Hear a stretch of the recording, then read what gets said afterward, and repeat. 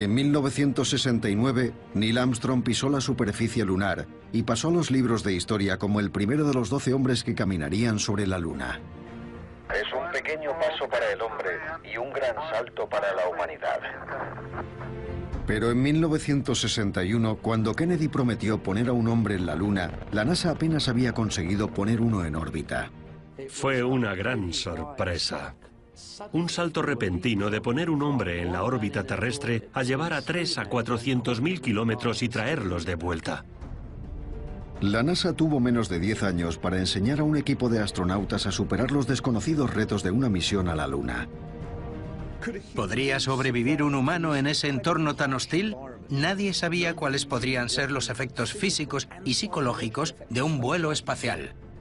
Los astronautas no solo tenían que viajar por el vacío del espacio, sino que tenían que aprender a aterrizar en la Luna y regresar. Pero para la NASA, clavar banderas y dejar huellas no era suficiente. Era muy importante que todos los astronautas que fueran a caminar por la superficie lunar hicieran simulaciones de toda la misión, que aprendieran a recoger muestras lunares, a realizar experimentos, a hacer buenas fotografías, que practicaran sin parar. 3, 2, 1. Despegue. Hemos despegado. Estamos hablando de un logro que está al límite de lo que podríamos lograr incluso hoy en día. Estaban decididos, no se rendirían ante ningún reto y finalmente fueron los únicos seres humanos que exploraron otro mundo. Vamos a ser testigos de la increíble historia de cómo la NASA entrenó a los mejores pilotos del país para volar hasta la Luna y dar un gran salto para la humanidad. Los astronautas del Apolo. Realmente magnífica.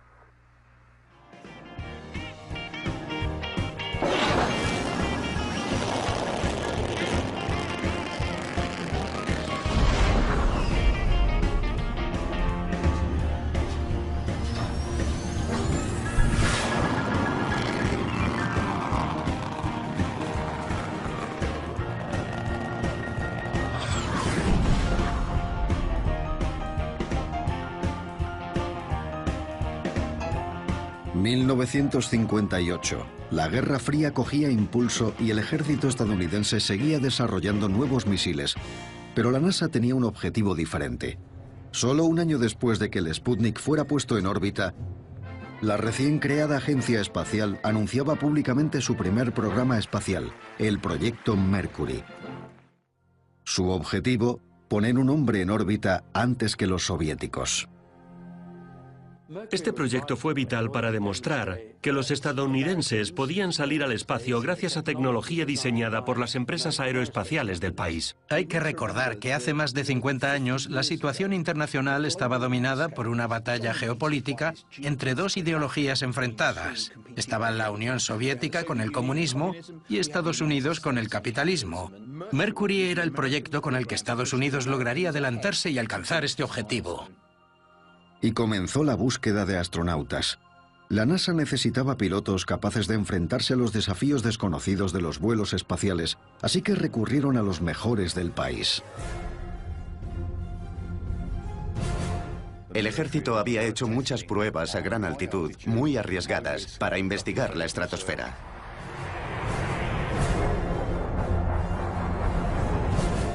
Si llegábamos más allá de la estratosfera, alcanzaríamos nuestro objetivo antes que el enemigo. Lanzamiento. La presión del depósito está subiendo. El piloto de pruebas llevaba el avión hasta el límite de la capacidad de su diseño, lo que llaman la envolvente. Nadie sabía cuáles serían los efectos físicos y psicológicos del vuelo espacial. No había precedentes, así que recurrieron a lo mejor, personal militar con una forma física excelente. Aunque parezca un accidente, tanto el piloto como el avión sobrevivieron para continuar con el programa. Así que para la primera selección de astronautas que se convertirían en los 7 del Mercury, eligieron exclusivamente a pilotos de pruebas del ejército. Algunos de la Armada, otros de las Fuerzas Aéreas, de los Marines. Lo principal era que fueran pilotos de pruebas para ser candidatos a astronautas. Según nos informan, de los 473 pilotos de pruebas que fueron preseleccionados, 110 cumplieron finalmente los requisitos básicos. Han de ser graduados de la Escuela de Pilotos de Pruebas de la Armada o las Fuerzas Aéreas. Tener 1500 horas de vuelo. Pilotar aviones a reacción. Tener formación de ingeniería.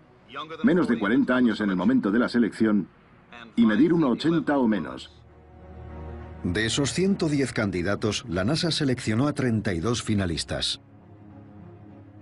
Esos 32 pilotos pasaron todas las pruebas médicas imaginables. Les examinaron y analizaron hasta el extremo. Nadie sabía a qué iban a enfrentarse. No sabían si se podía tragar comida en el espacio, si el corazón funcionaría con normalidad o si les circularía la sangre. Los pilotos fueron una parte muy importante en la investigación de los límites físicos del ser humano.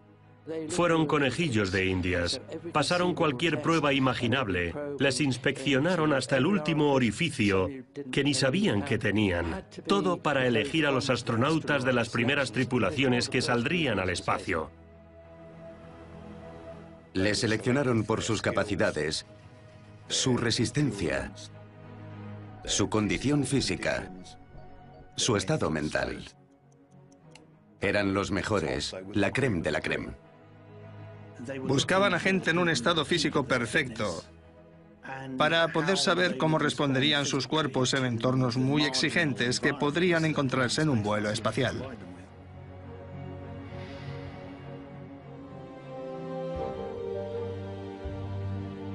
El 10 de abril de 1959, la NASA anunció los nombres de los hombres elegidos para su primer programa tripulado espacial. Alan Shepard, Gus Grissom, John Glenn, Scott Carpenter, Wally Schirra, Gordon Cooper y Dick Slayton se convirtieron en los 7 del Mercury. Saltaron a la fama como héroes nacionales destinados a conquistar la nueva frontera espacial.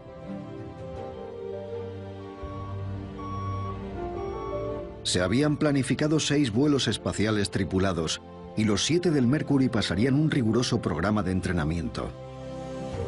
Después de ser seleccionados, los hombres acudieron al primer entrenamiento. El programa académico incluye aeronáutica. Los astronautas aprenderán las habilidades básicas para hacer observaciones científicas, aparte de un estudio a fondo de la fisiología del vuelo orbital. Finalmente, en mayo de 1961, la NASA seleccionó a Alan Shepard para que fuera el primer estadounidense en salir al espacio. La cuenta atrás para una de las mayores aventuras del hombre comienza en Cabo Cañaveral, Florida. 9, 8, 7, 6, 5, 4, 3, 2, 1... Despegue. Recibido. Despegue. El reloj está en marcha. Aquí Freedom 7, os recibo alto y claro. Nivel de combustible correcto. 4G, 5,5 en la cabina. Oxígeno correcto. Todo está en orden. ¡Qué vista más bonita!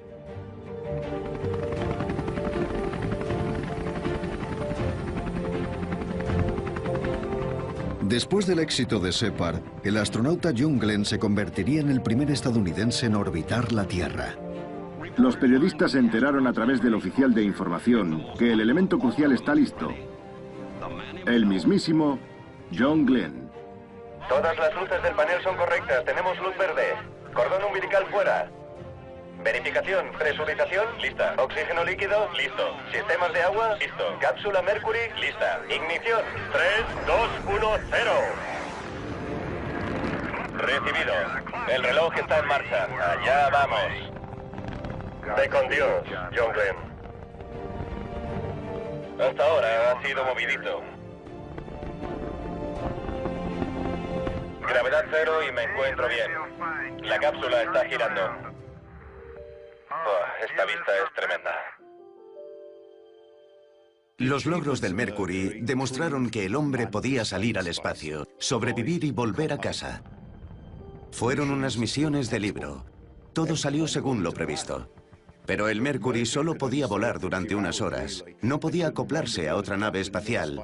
Los paseos espaciales no eran posibles. No era más que un hombre dentro de una lata. Ahora que podíamos hacer eso, ¿qué más podríamos hacer?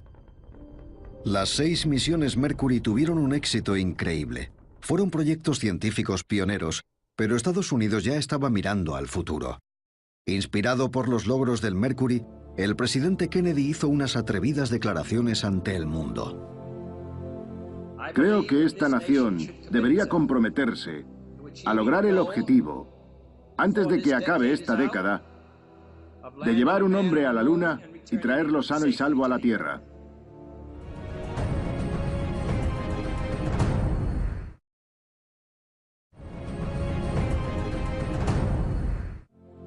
Creo que esta nación debería comprometerse a lograr el objetivo, antes de que acabe esta década, de llevar un hombre a la Luna y traerlo sano y salvo a la Tierra. Si la NASA quería alcanzar el ambicioso objetivo de Kennedy antes del final de la década, necesitaría un programa espacial más avanzado que allanara el camino hacia la Luna. Así nació el programa Apolo. Pero apenas dominaban los vuelos espaciales y una misión a la Luna presentaba unos desafíos colosales.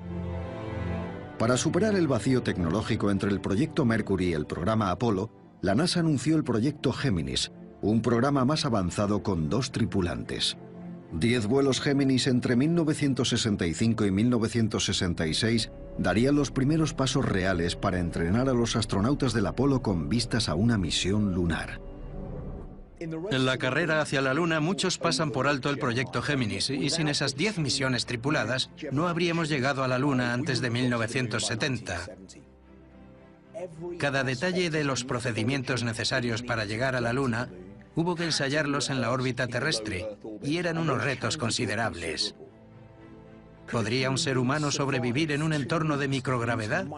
¿Cómo se acoplarían 2 naves espaciales en órbita mientras viajaban a miles de kilómetros por hora? ¿Cómo se ensayan las técnicas que permitirán a un ser humano sobrevivir fuera de la nave en un entorno increíblemente hostil? En la época del proyecto Mercury, nada de esto había sido ensayado, pero con un mínimo margen de tiempo se diseñó la nave espacial Géminis. 16 astronautas Géminis fueron elegidos para recibir una formación avanzada. Gus Grissom, Wally Schirra y Gordon Cooper llegaron del proyecto Mercury y otros 13 astronautas recién seleccionados se unieron al programa. Todos eran pilotos de pruebas militares con títulos de ingeniería avanzada, a excepción de Neil Armstrong, un piloto de pruebas civil que ya trabajaba para la NASA. Uno de los principales objetivos del proyecto Géminis era perfeccionar los paseos espaciales. Si un hombre iba a caminar por la superficie de la Luna, primero debería abandonar la seguridad de la nave espacial.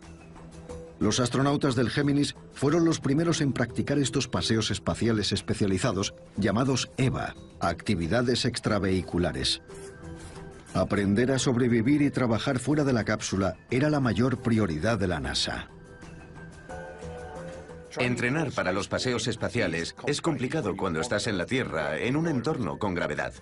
Inicialmente, los astronautas practicaban en lo que llamaban suelos de aire, una plataforma con una superficie brillante, básicamente una mesa muy grande. Desde abajo bombeaban aire a la plataforma y se deslizaban por la mesa. Los astronautas practicaron con la unidad de maniobras manuales conocida como pistola casera, un dispositivo que permitía al astronauta echar chorros de oxígeno presurizado por una boquilla para controlar su velocidad y dirección en el espacio. La NASA también intensificó el entrenamiento en gravedad cero para simular la ingravidez del espacio. La mejor manera de practicar con gravedad cero era en lo que se conocía como el cometa del vómito, un avión KC-135 al que habían quitado todos los asientos y que trazaba una curva parabólica. Después de levantar el vuelo a 2,5 G, un ascenso en ángulo de 35 grados proporciona 15 segundos de gravedad cero. La maniobra termina con un descenso a 35 grados hasta los 3.000 metros. Durante 20 o 30 segundos se puede recrear una condición de ingravidez. El 23 de marzo de 1965, el veterano del Mercury Gus Grissom y John Young se preparaban para la primera misión tripulada del proyecto Géminis. Géminis, aquí control. Queda 1 minuto para T. T menos 60 segundos y contando. Su objetivo principal, realizar un vuelo de prueba con la nueva nave espacial Géminis totalmente maniobrable. Capcom, prueba de voz. ¿Me recibís? Todo en orden. Afirmativo, alto y claro. 30 segundos para despegue. 10, 9, 8, 7, 6, 5, 4, 3, 2, 1. Y despegue. El reloj está en marcha. Inicio del balanceo. Recibido, balanceo. Buen viaje, Molly Brown. Amén.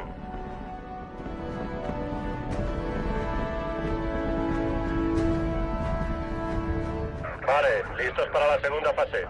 Muy bien, desde aquí tiene buena pinta. Recibido. Vamos paralelos al horizonte. Recibido. Todo bien, Molly Brown. Durante la misión de 5 horas, controlaron los propulsores para ajustar la forma y altitud de su órbita. Géminis 3 fue un éxito y sirvió para perfeccionar las técnicas de vuelo que serían vitales para una misión lunar.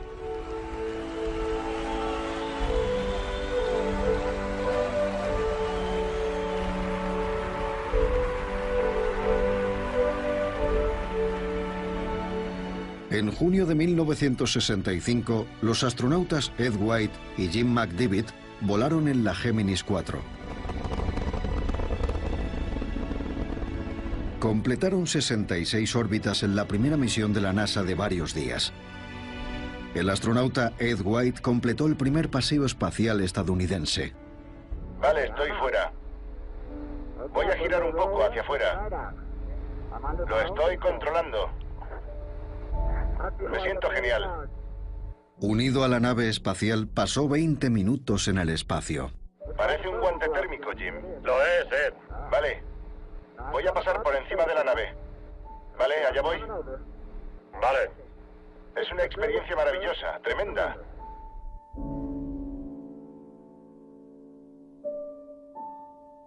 El paseo espacial de Géminis 4 demostró que los trajes funcionaban, que los seres humanos podían estar en el espacio.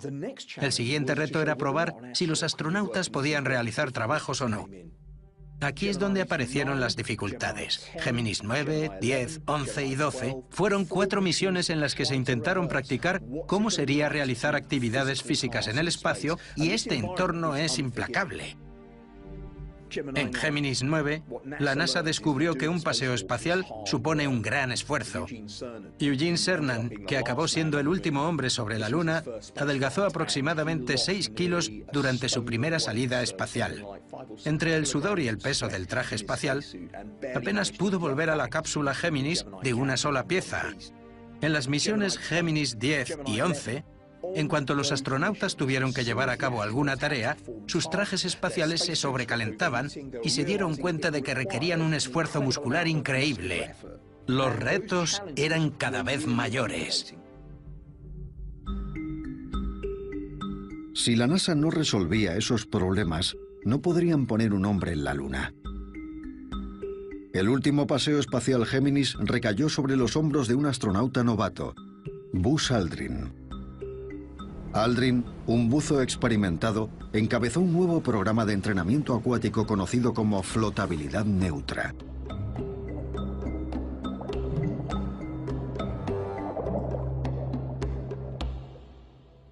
En un traje inflable presurizado, el astronauta Edwin Aldrin, piloto de Géminis 12, lleva 30 kilos de plomo como lastre. Unos buzos profesionales le están colocando en la estación de trabajo. El tanque de flotabilidad neutra es la mejor simulación de microgravedad que se puede conseguir en la Tierra, que básicamente es un entorno ingrávido. Se sumerge al miembro de la tripulación y al equipo con el que tiene que trabajar en un tanque lleno de agua para poder ajustar la flotabilidad y que se oriente con libertad. Esta simulación subacuática crea una condición de flotabilidad neutra. El piloto experimenta un efecto parecido al de la gravedad cero. Es imprescindible para averiguar, por ejemplo, cuánto se tarda en hacer las cosas y, por supuesto, si es fácil hacerlas sin gravedad.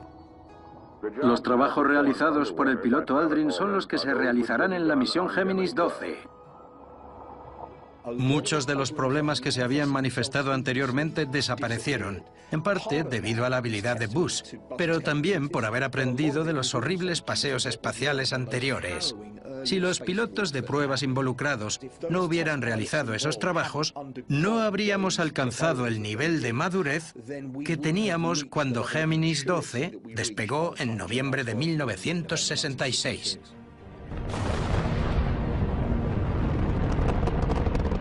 La NASA tenía una última oportunidad para realizar el EVA perfecto. Gracias al entrenamiento en flotabilidad neutra, Buzz Aldrin logró completar un paseo espacial de más de 5 horas. ¡Enhorabuena! En diciembre de 1965, los astronautas Frank Borman y Jim Lovell se embarcaron en una misión de 14 días para investigar los efectos del vuelo espacial a largo plazo en el cuerpo humano. Después de 11 días de misión, el Géminis 7 se acopló en órbita al Géminis 6A. Géminis 7, ¿podéis ver al Géminis 6 con facilidad por las ventanillas? Afirmativo. Vamos volando al lado, a unos 5 metros de distancia. Recibido. Trabajando en equipo, los 4 astronautas finalizaron el primer acoplamiento espacial tripulado. ¿Cómo os sentís al haber conseguido un nuevo récord para Estados Unidos? Ya era hora. Sí, enhorabuena. Después de 2 semanas en el espacio, Borman y Lovell regresaron victoriosos a la Tierra, demostrando que el hombre podía sobrevivir a un vuelo espacial de larga duración. Las exigencias del proyecto Géminis llevaron a todas las tripulaciones de 2 hombres a su límite físico y psicológico. El proyecto Géminis fue creado para completar las 3 tareas claves de una misión lunar. Un vuelo de larga duración de hasta 14 días, actividades extravehiculares, paseos espaciales. Y finalmente estaba el acoplamiento, que era esencial para regresar a la nave nodriza desde la superficie lunar. Sin Géminis, todo eso habría entrado en el programa Apolo, que se habría retrasado varios años. De las últimas 5 misiones Géminis, todos los tripulantes fueron a la Luna en el Apolo.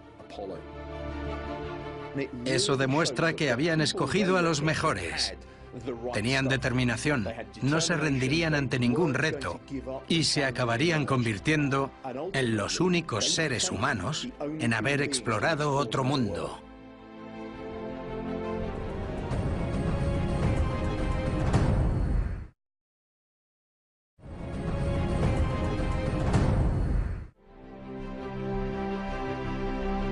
La fecha límite del presidente Kennedy eran 4 años.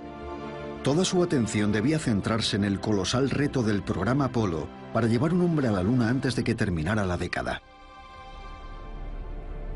Cuando el programa Géminis llegó a su fin, el diseño y la construcción de la nave Apolo estaban muy avanzados. Habían incorporado los detalles necesarios para llevar a cabo una misión lunar, y estas máquinas tan sofisticadas necesitaban astronautas altamente cualificados para pilotarlas. Teníamos una nave espacial con 2 elementos independientes de una importancia crucial. Por un lado, el módulo de mando, la única parte que regresará a la Tierra, en la que estaban las dependencias de los astronautas y que se quedaría en la órbita lunar.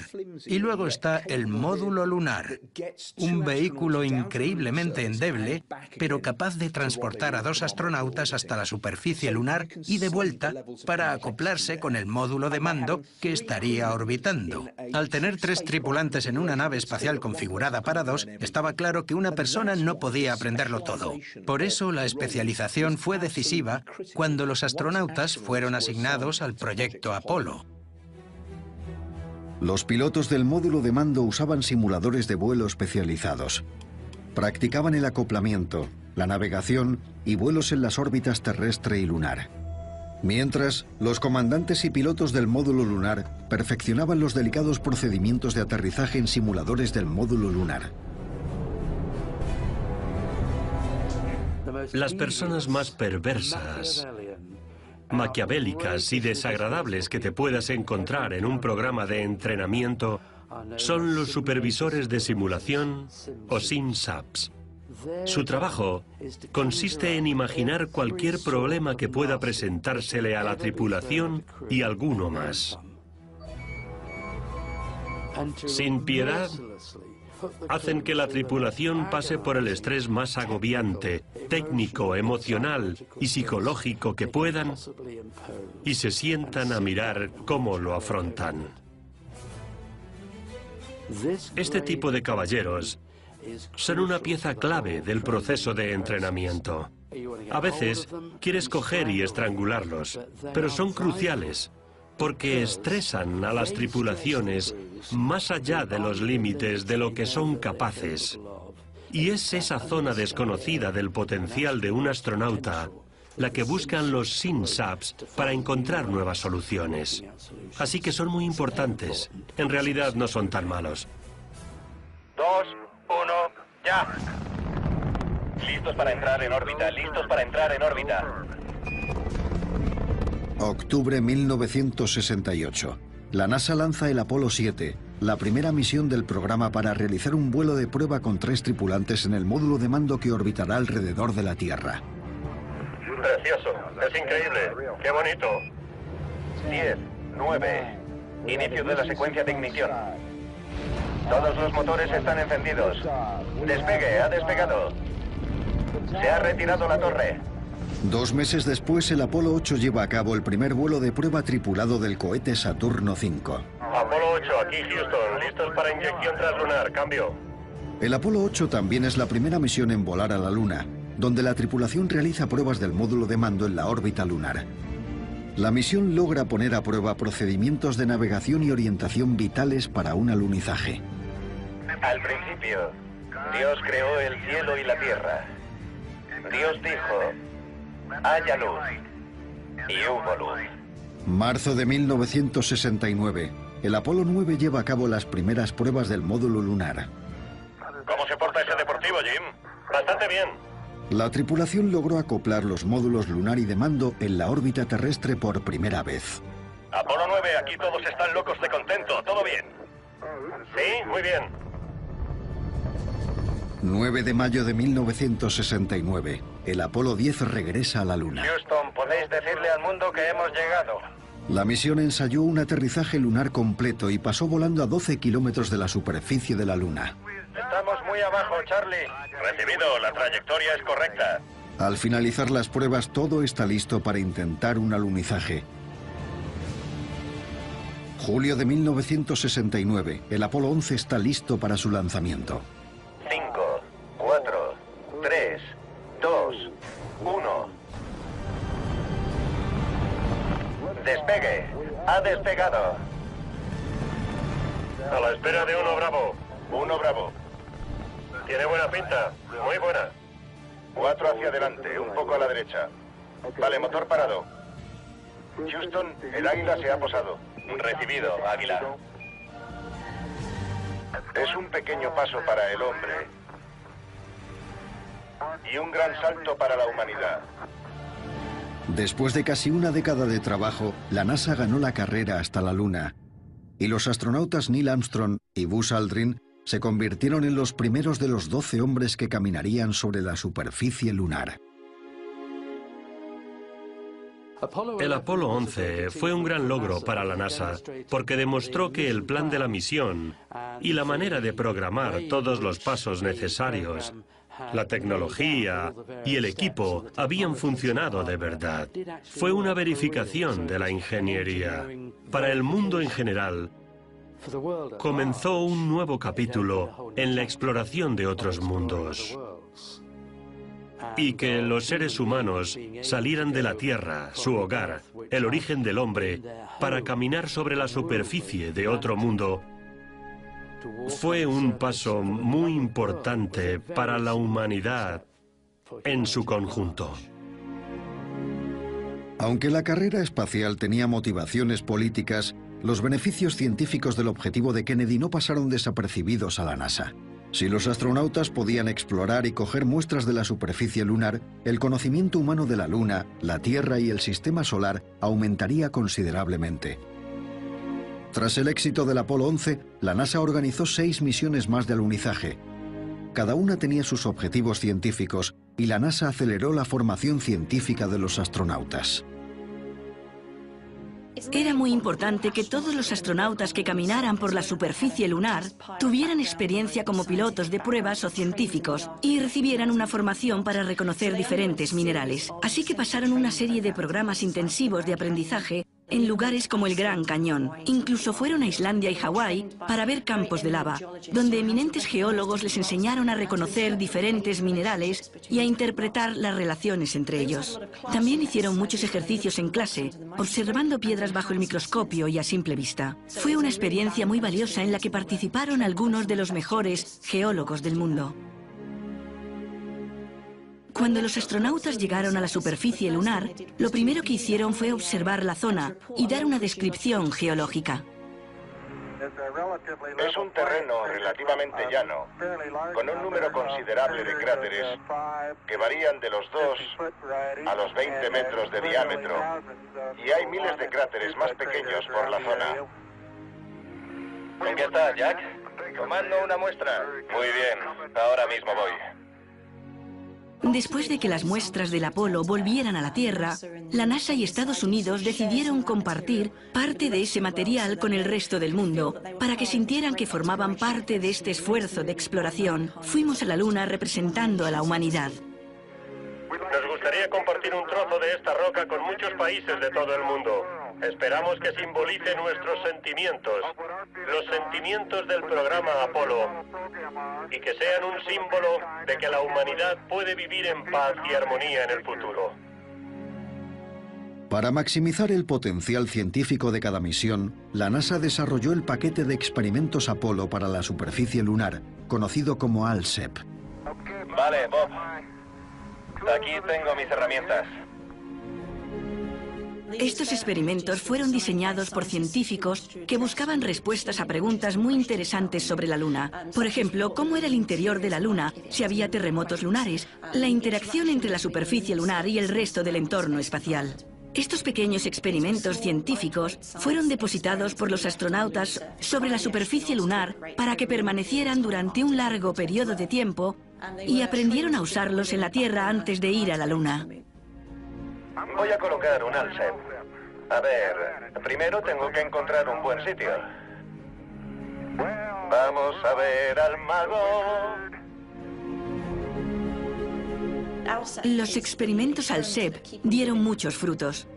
De hecho, las estaciones de telemetría por láser todavía se siguen estudiando. ALSEP es una parte muy importante de las misiones Apolo. Aparte de una formación científica y geológica, todos los astronautas del Apolo recibieron una instrucción fotográfica exhaustiva. La fotografía fue muy importante para documentar la misión y mostrarla a los que seguían la misión desde la Tierra. Usaron la documentación fotográfica con un propósito geológico. Para analizar las muestras, fotografiaban una roca in situ antes de moverla. Luego, después de levantar la muestra, la fotografiaban y documentaban el lugar en que estaba para tener una referencia. No esperaban que nada saliera de debajo de una roca, pero si salía, querrían hacerle una foto. Cuando las tripulaciones realizaron visitas geológicas en la Tierra, también practicaron con las cámaras que usarían en la Luna. Esas cámaras eran muy difíciles de usar, sobre todo por las limitaciones del traje. El problema principal era enfocar con la cámara. Llevaban un casco puesto, y el casco estaba unido al traje más o menos por el cuello. Así que podían mover la cabeza, pero el casco no se movía. Ni siquiera podían mirar por el visor. Así que tenían que aprender a calcular cómo colocar la cámara delante de ellos, y eso llevaba bastante tiempo. Según progresaban las misiones, se fueron sofisticando mucho y la formación requerida era considerable. A algunos miembros de la tripulación se les daba mejor que a otros. Eran fotógrafos natos. Pero tuvieron que practicar mucho en ese aspecto, aunque con resultados diversos. Algunas de las fotografías del Apolo que hicieron a la Tierra son de lo mejor que ha pasado en el programa espacial. Ese legado creó el movimiento medioambiental. Ese punto azul flotando en el espacio despertó la conciencia de la gente que pensó, tenemos que cuidar de nuestro planeta. Creo que hemos visto en 10 días más de lo que la mayoría vería en 10 vidas.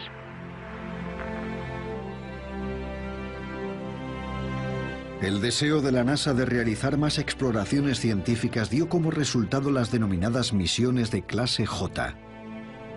Las misiones J implicaban exigencias extremas y una gran variedad de tareas que la tripulación debía realizar. Y eso se añadió a un programa de entrenamiento que ya era durísimo. Es interesante que cada vez hubiera más ciencia en estas misiones tripuladas, porque inicialmente la NASA las consideraba aventuras más bien técnicas, pero recibió presiones del exterior al respecto.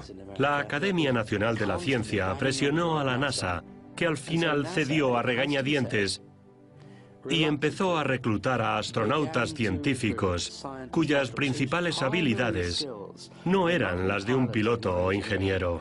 Todo empezó con Harrison Smith en el Apolo 17 y de hecho le incluyeron en la tripulación en lugar de otro miembro para que la NASA pudiera decir, mirad, hemos llevado a un científico a la Luna. Fue muy importante para el hallazgo de la ubicación de restos volcánicos, el famoso suelo naranja. ¡Ay! Suelo naranja. No te muevas hasta que lo vea. Por todas partes. Pues sí, lo veo desde aquí. Es naranja. Fantástico, aficionados. Jack, es naranja de verdad. Tener un geólogo fue muy útil para esos descubrimientos fortuitos, para reconocer tipos de rocas que quizás otros astronautas no habrían podido reconocer. Smith dejó un legado para la formación de astronautas científicos y como la NASA planeaba volver a la Luna, a otros asteroides e incluso a Marte en el futuro, no me cabe duda de que geólogos formarán parte de esa emocionante experiencia para aprovechar al máximo estas misiones.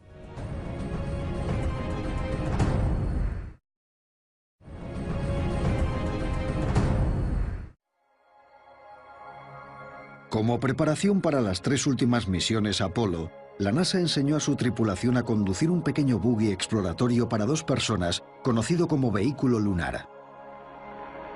Esto es muy divertido. Dios mío, es de lo que no hay. ¿Van dando botes?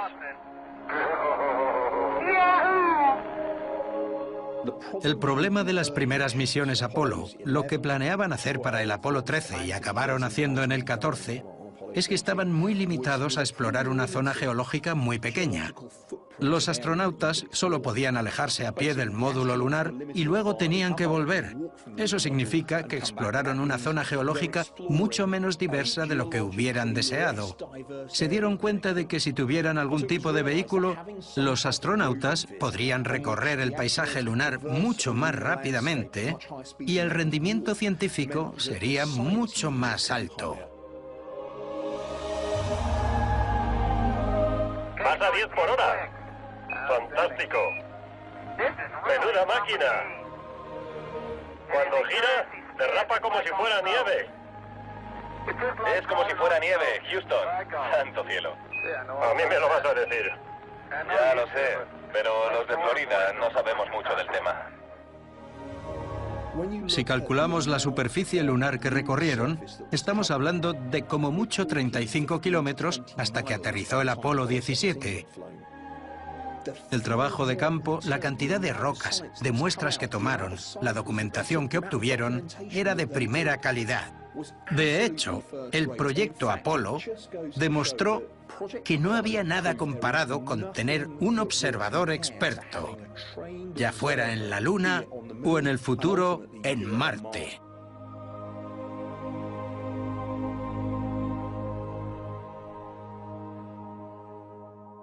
Tres, dos, uno, ignición. Vamos de camino, Houston. Echad un último vistazo al valle de Taurus Littrow. Cuando el Apolo 17 abandonó la superficie de la Luna el 14 de diciembre de 1972, no solo significó el fin del programa Apolo, sino del mayor capítulo de la historia de la exploración humana. Cuando el presidente Kennedy se comprometió a llevar al hombre a la Luna, la NASA apenas había puesto uno en órbita. Pero poco más de una década después, la NASA consiguió superar el inmenso vacío tecnológico existente entre el proyecto Mercury y el Apolo, y atravesar el inmenso océano espacial entre la Tierra y la Luna. El entrenamiento del programa Apolo fue crucial para poder avanzar con el programa espacial. Por eso la NASA se siente tan orgullosa de haber logrado aprender todas esas lecciones a lo largo de los 50 años que han pasado. Esos son los cimientos, la base sobre la que se asienta todo lo que ha venido después. Creo que el mayor legado es que hay 2 generaciones de ingenieros que se inspiraron en lo que lograron. No solo los astronautas, sino también los ingenieros. Estamos hablando de una hazaña que está claramente al límite de lo que se podría conseguir incluso hoy en día.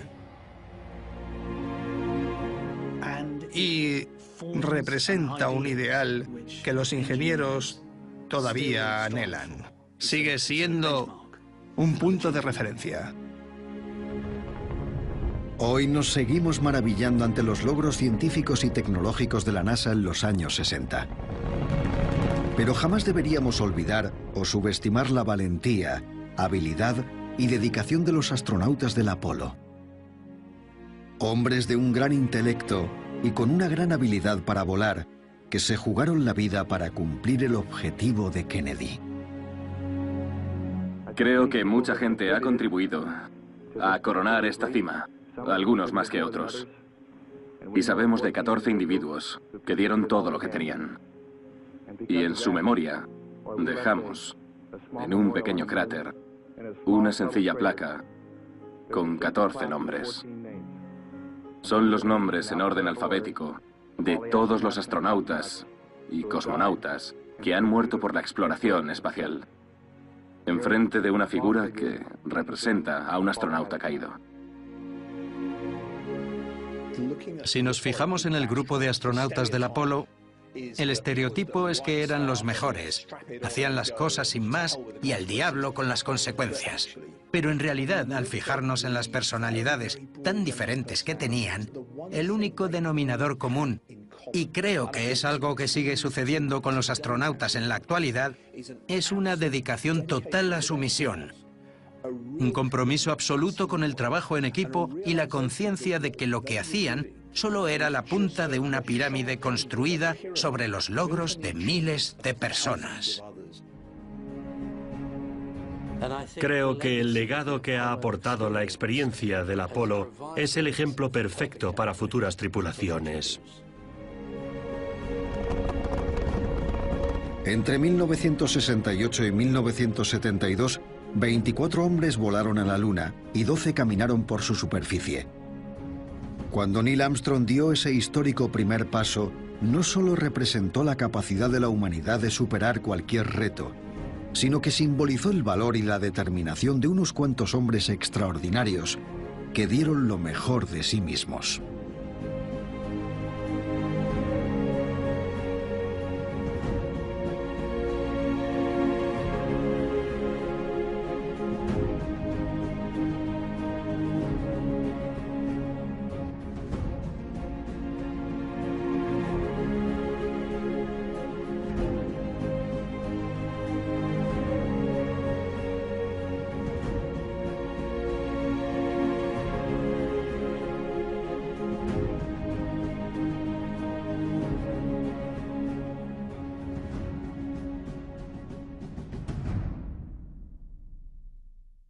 Que al final cedió a regañadientes y empezó a reclutar a astronautas científicos cuyas principales habilidades no eran las de un piloto o ingeniero.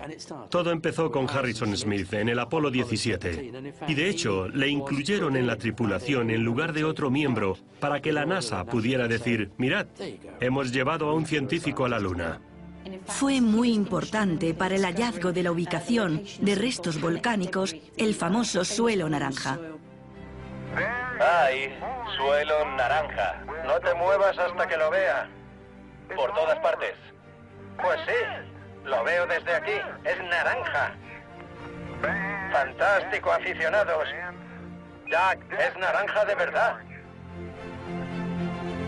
Tener un geólogo fue muy útil para esos descubrimientos fortuitos, para reconocer tipos de rocas que quizás otros astronautas no habrían podido reconocer. Smith dejó un legado para la formación de astronautas científicos y como la NASA planeaba volver a la Luna, a otros asteroides e incluso a Marte en el futuro, no me cabe duda de que geólogos formarán parte de esa emocionante experiencia para aprovechar al máximo estas misiones.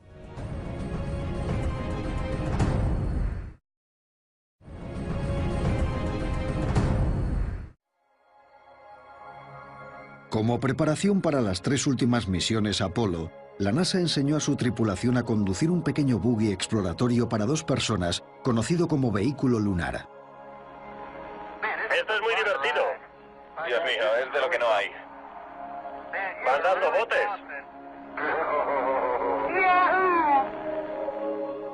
El problema de las primeras misiones Apolo, lo que planeaban hacer para el Apolo 13 y acabaron haciendo en el 14, es que estaban muy limitados a explorar una zona geológica muy pequeña. Los astronautas solo podían alejarse a pie del módulo lunar y luego tenían que volver. Eso significa que exploraron una zona geológica mucho menos diversa de lo que hubieran deseado.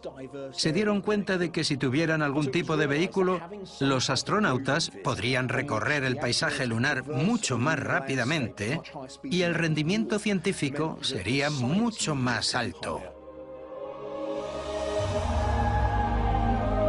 ¡Vas a 10 por hora! ¡Fantástico! ¡Menuda máquina! Cuando gira, derrapa como si fuera nieve. Es como si fuera nieve, Houston. Santo cielo. A mí me lo vas a decir. Ya lo sé, pero los de Florida no sabemos mucho del tema. Si calculamos la superficie lunar que recorrieron, estamos hablando de como mucho 35 kilómetros hasta que aterrizó el Apolo 17. Estar en la Luna y regresar. Pero para la NASA, clavar banderas y dejar huellas no era suficiente. Era muy importante que todos los astronautas que fueran a caminar por la superficie lunar hicieran simulaciones de toda la misión, que aprendieran a recoger muestras lunares, a realizar experimentos, a hacer buenas fotografías, que practicaran sin parar. 3, 2, 1. Despegue. Hemos despegado. Estamos hablando de un logro que está al límite de lo que podríamos lograr incluso hoy en día.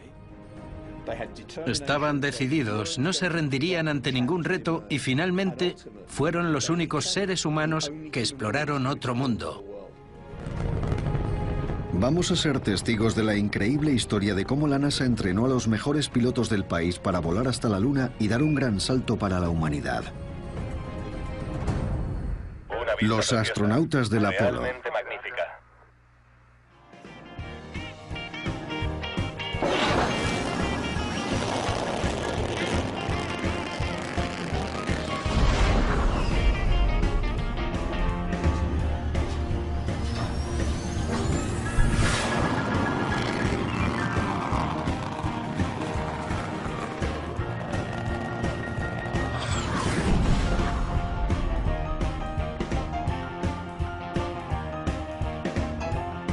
...1958. La Guerra Fría cogía impulso y el ejército estadounidense seguía desarrollando nuevos misiles.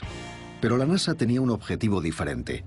Solo un año después de que el Sputnik fuera puesto en órbita, la recién creada agencia espacial anunciaba públicamente su primer programa espacial, el Proyecto Mercury. Su objetivo, poner un hombre en órbita antes que los soviéticos. Este proyecto fue vital para demostrar que los estadounidenses podían salir al espacio gracias a tecnología diseñada por las empresas aeroespaciales del país. Hay que recordar que hace más de 50 años la situación internacional estaba dominada por una batalla geopolítica entre 2 ideologías enfrentadas. Estaban la Unión Soviética con el comunismo y Estados Unidos con el capitalismo. Mercury era el proyecto con el que Estados Unidos lograría adelantarse y alcanzar este objetivo. Y comenzó la búsqueda de astronautas. La NASA necesitaba pilotos capaces de enfrentarse a los desafíos desconocidos de los vuelos espaciales, así que recurrieron a los mejores del país. El ejército había hecho muchas pruebas a gran altitud, muy arriesgadas, para investigar la estratosfera.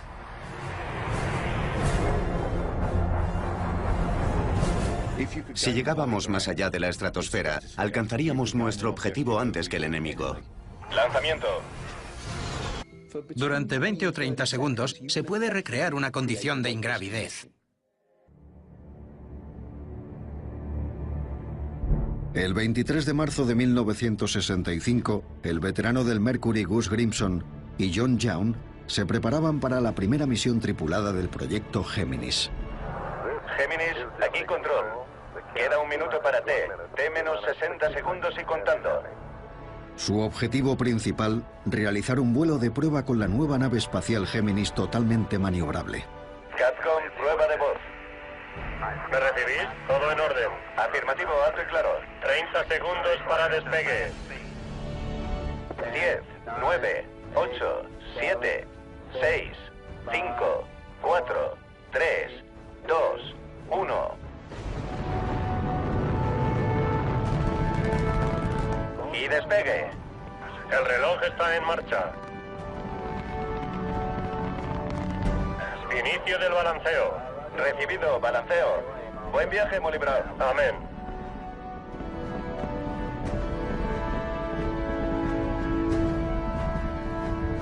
Vale, listos para la segunda fase. Muy bien, desde aquí tiene buena pinta. Recibido. Vamos paralelos al horizonte. Recibido. Todo bien, Molly Brown. Durante la misión de 5 horas, controlaron los propulsores para ajustar la forma y altitud de su órbita. Géminis 3 fue un éxito y sirvió para perfeccionar las técnicas de vuelo que serían vitales para una misión lunar.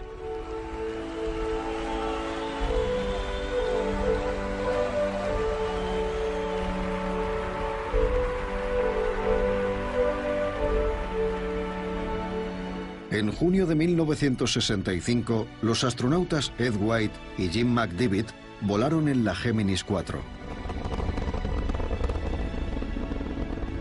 Completaron 66 órbitas en la primera misión de la NASA de varios días. El astronauta Ed White completó el primer paseo espacial estadounidense. Vale, estoy fuera. Voy a girar un poco hacia afuera. Lo estoy controlando. Me siento genial. Unido a la nave espacial, pasó 20 minutos en el espacio. Parece un guante térmico, Jim. Lo es, Ed. Vale. Voy a pasar por encima de la nave. Vale, allá voy. Vale. Es una experiencia maravillosa, tremenda.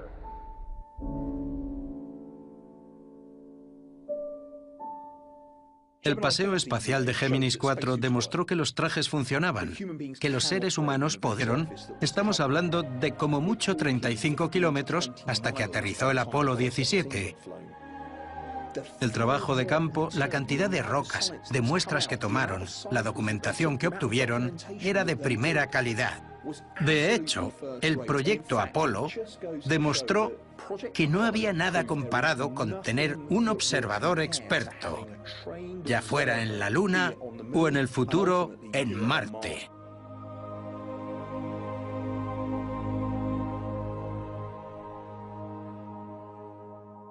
Tres, dos, uno, ignición. Vamos de camino, Houston. Echad un último vistazo al valle de Taurus Littrow. Cuando el Apolo 17 abandonó la superficie de la Luna el 14 de diciembre de 1972, no solo significó el fin del programa Apolo, sino del mayor capítulo de la historia de la exploración humana. Cuando el presidente Kennedy se comprometió a llevar al hombre a la Luna, la NASA apenas había puesto uno en órbita. Pero poco más de una década después, la NASA consiguió superar el inmenso vacío tecnológico existente entre el proyecto Mercury y el Apolo, y atravesar el inmenso océano espacial entre la Tierra y la Luna. El entrenamiento del programa Apolo fue crucial para poder avanzar con el programa espacial. Por eso la NASA se siente tan orgullosa de haber logrado aprender todas esas lecciones a lo largo de los 50 años que han pasado. Esos son los cimientos, la base sobre la que se asienta todo lo que ha venido después. Creo que el mayor legado es que hay dos generaciones de ingenieros que se inspiraron en lo que lograron. No solo los astronautas, sino también los ingenieros. Estamos hablando de una hazaña que está claramente al límite de lo que se podría conseguir incluso hoy en día. Y representa un ideal que los ingenieros todavía anhelan. Sigue siendo un punto de referencia. Hoy nos seguimos maravillando ante los logros científicos y tecnológicos de la NASA en los años 60. Pero jamás deberíamos olvidar o subestimar la valentía, habilidad y dedicación de los astronautas del Apolo. Hombres de un gran intelecto y con una gran habilidad para volar, que se jugaron la vida para cumplir el objetivo de Kennedy. Creo que mucha gente ha contribuido a coronar esta cima, algunos más que otros.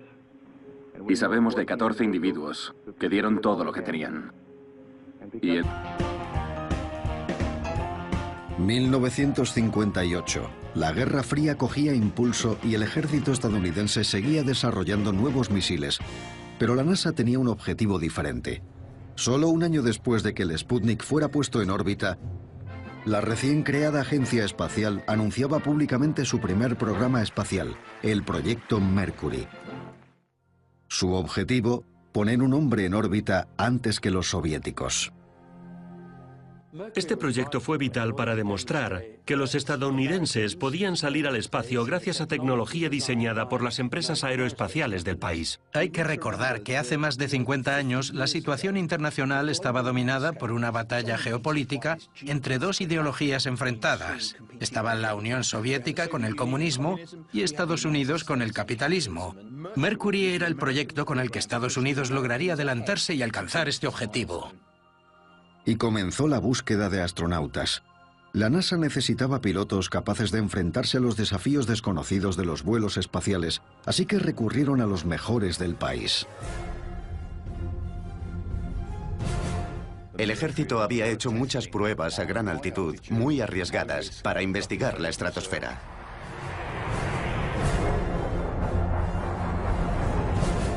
Si llegábamos más allá de la estratosfera, alcanzaríamos nuestro objetivo antes que el enemigo. Lanzamiento. La presión del depósito está subiendo. El piloto de pruebas llevaba el avión hasta el límite de la capacidad de su diseño, lo que llaman la envolvente. Nadie sabía cuáles serían los efectos físicos y psicológicos del vuelo espacial. No había precedentes, así que recurrieron a lo mejor, personal militar con una forma física excelente. Aunque parezca un accidente, tanto el piloto como el avión sobrevivieron para continuar con el programa. Así que para la primera selección de astronautas que se convertirían en los 7 del Mercury, eligieron exclusivamente a pilotos de pruebas del ejército. Algunos de la Armada, otros de las Fuerzas Aéreas, de los Marines. Lo principal era que fueran pilotos de pruebas para ser candidatos a astronautas.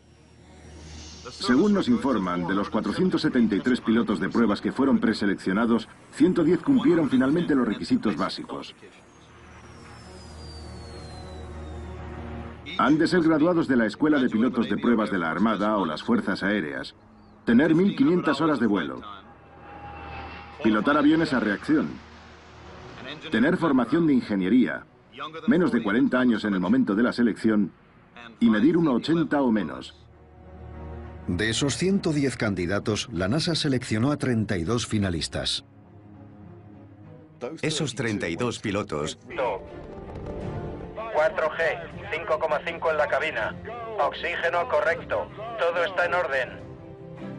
¡Qué vista más bonita!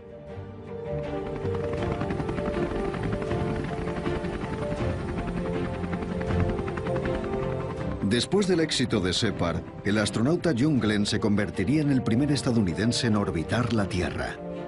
Los periodistas se enteraron a través del oficial de información que el elemento crucial está listo. El mismísimo John Glenn. Todas las luces del panel son correctas. Tenemos luz verde. Cordón umbilical fuera.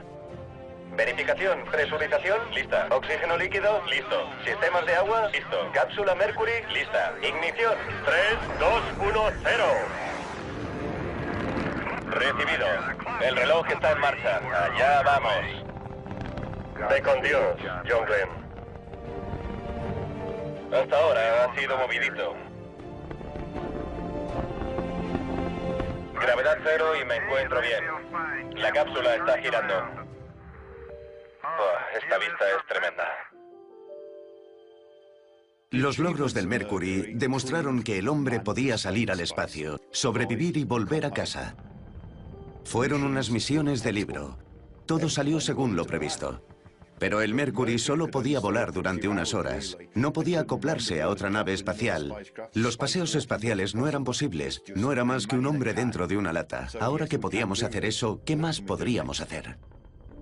Las 6 misiones Mercury tuvieron un éxito increíble. Fueron proyectos científicos pioneros, pero Estados Unidos ya estaba mirando al futuro. Inspirado por los logros del Mercury, el presidente Kennedy hizo unas atrevidas declaraciones ante el mundo. Creo que esta nación debería comprometerse a lograr el objetivo, antes de que acabe esta década, de llevar un hombre a la Luna y traerlo sano y salvo a la Tierra.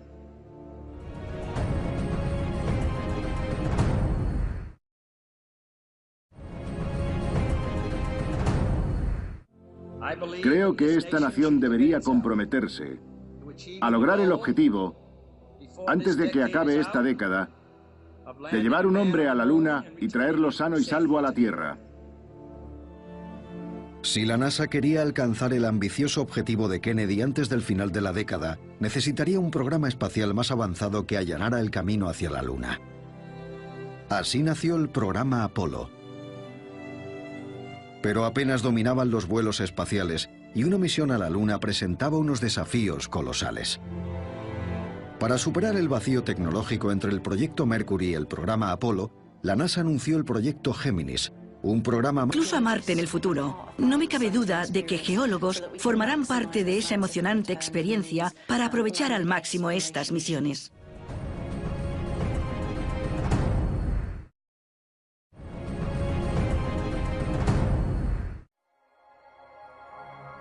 Como preparación para las 3 últimas misiones Apolo, la NASA enseñó a su tripulación a conducir un pequeño buggy exploratorio para 2 personas, conocido como vehículo lunar. Esto es muy divertido. Dios mío, es de lo que no hay. ¿Van dando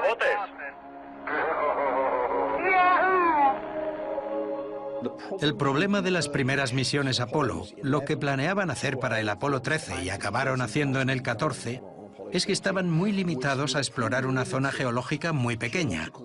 Los astronautas solo podían alejarse a pie del módulo lunar y luego tenían que volver. Eso significa que exploraron una zona geológica mucho menos diversa de lo que hubieran deseado. Se dieron cuenta de que si tuvieran algún tipo de vehículo, los astronautas podrían recorrer el paisaje lunar mucho más rápidamente y el rendimiento científico sería mucho más alto. Vas a 10 por hora. Fantástico. Menuda máquina. Cuando gira, derrapa como si fuera nieve. Es como si fuera nieve, Houston. Santo cielo. A mí me lo vas a decir. Ya lo sé, pero los de Florida no sabemos mucho del tema. Si calculamos la superficie lunar que recorrieron, estamos hablando de como mucho 35 kilómetros hasta que aterrizó el Apolo 17. El trabajo de campo, la cantidad de rocas, de muestras que tomaron, la documentación que obtuvieron, era de primera calidad. De hecho, el proyecto Apolo demostró que no había nada comparado con tener un observador experto, ya fuera en la Luna o en el futuro en Marte.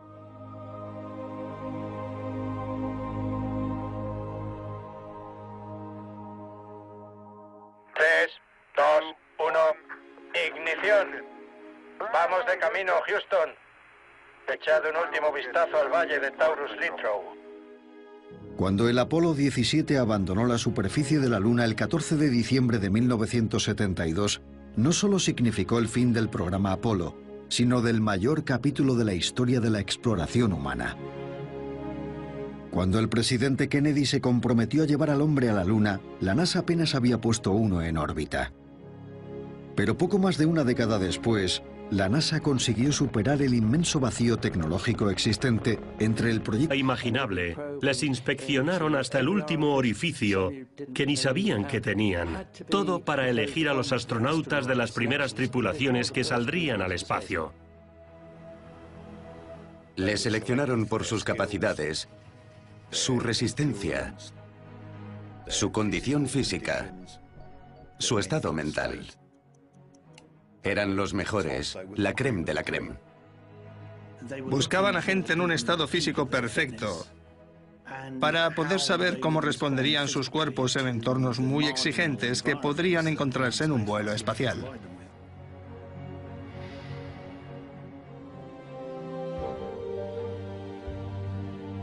El 10 de abril de 1959, la NASA anunció los nombres de los hombres elegidos para su primer programa tripulado espacial. Alan Shepard, Gus Grissom, John Glenn, Scott Carpenter, Wally Schirra, Gordon Cooper y Dick Slayton se convirtieron en los 7 del Mercury. Saltaron a la fama como héroes nacionales destinados a conquistar la nueva frontera espacial.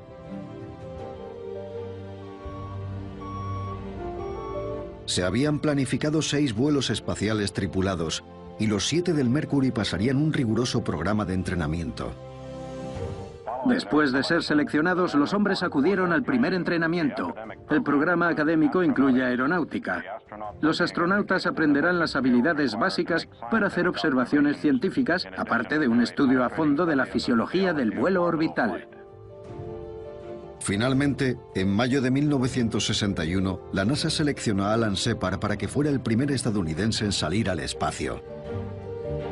La cuenta atrás para una de las mayores aventuras del hombre comienza en Cabo Cañaveral, Florida. 9, 8, 7, 6, 5, 4, 3, 2, 1... Despegue. Recibido. Despegue. El reloj está en marcha. Aquí Freedom 7, os recibo alto y claro. Nivel de combustible correcto. 4G, 5,5 en la cabina. Oxígeno correcto. Todo está en orden. ¡Qué vista más bonita!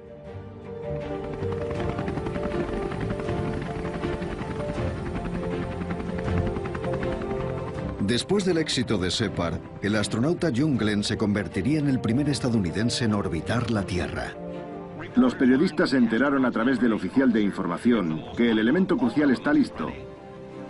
El mismísimo John Glenn. Todas las luces del panel son correctas. Tenemos luz verde. Cordón umbilical.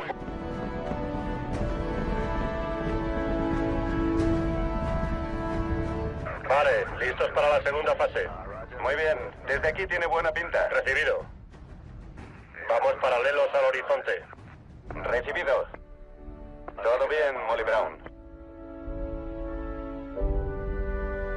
Durante la misión de 5 horas, controlaron los propulsores para ajustar la forma y altitud de su órbita.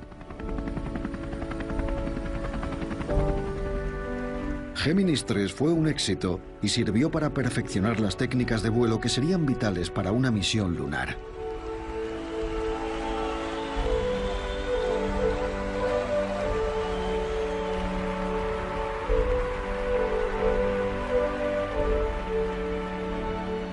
En junio de 1965, los astronautas Ed White y Jim McDivitt volaron en la Géminis 4.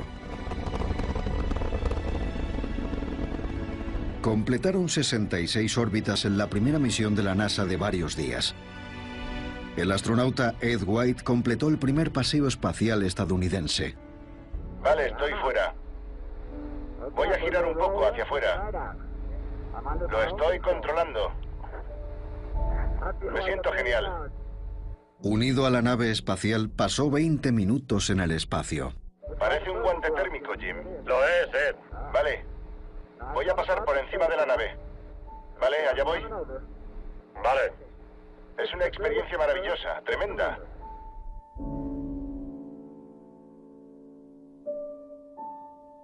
El paseo espacial de Géminis 4 demostró que los trajes funcionaban, que los seres humanos podían estar en el espacio. El siguiente reto era probar si los astronautas podían realizar trabajos o no. Aquí es donde aparecieron las dificultades. Géminis 9, 10, 11 y 12 fueron 4 misiones en las que se intentaron practicar cómo sería realizar actividades físicas en el espacio, y este entorno es implacable. En Géminis 9, la NASA descubrió que un paseo espacial supone un gran esfuerzo. Eugene Cernan, que acabó siendo el último hombre sobre la Luna, adelgazó aproximadamente 6 kilos durante su primera salida espacial. Entre el sudor y el peso del traje espacial, apenas pudo volver a la cápsula Géminis de una sola pieza.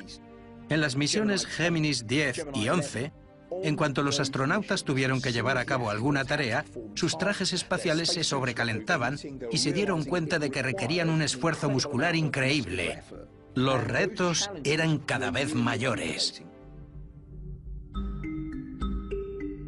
Si la NASA no resolvía esos problemas, no podrían poner un hombre en la Luna. Los astronautas solo podían alejarse a pie del módulo lunar y luego tenían que volver. Eso significa que exploraron una zona geológica mucho menos diversa de lo que hubieran deseado. Se dieron cuenta de que si tuvieran algún tipo de vehículo, los astronautas podrían recorrer el paisaje lunar mucho más rápidamente y el rendimiento científico sería mucho más alto. ¡Vas a 10 por hora! ¡Fantástico! ¡Menuda máquina! Cuando gira, derrapa como si fuera nieve. Es como si fuera nieve, Houston.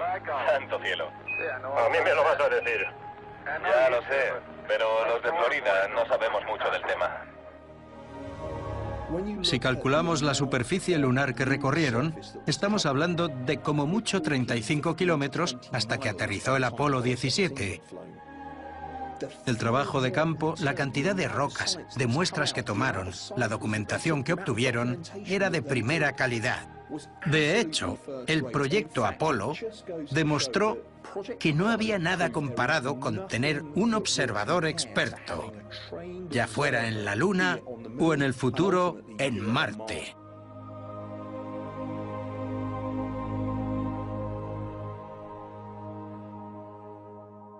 Tres, dos, uno, ignición.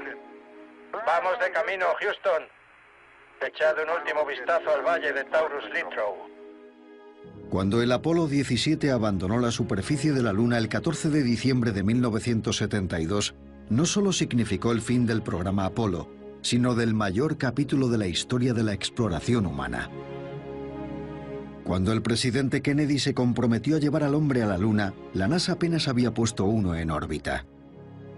Pero poco más de una década después, la NASA consiguió superar el inmenso vacío tecnológico existente entre el proyecto Mercury y el Apolo, y atravesar el inmenso océano espacial entre la Tierra y la Luna. El entrenamiento del programa Apolo fue crucial para poder avanzar con el programa espacial. Por eso la NASA se siente tan orgullosa de haber logrado aprender todas esas lecciones a lo largo de los 50 años que han pasado. Esos son los cimientos, la base sobre la que se asienta todo lo que ha venido después.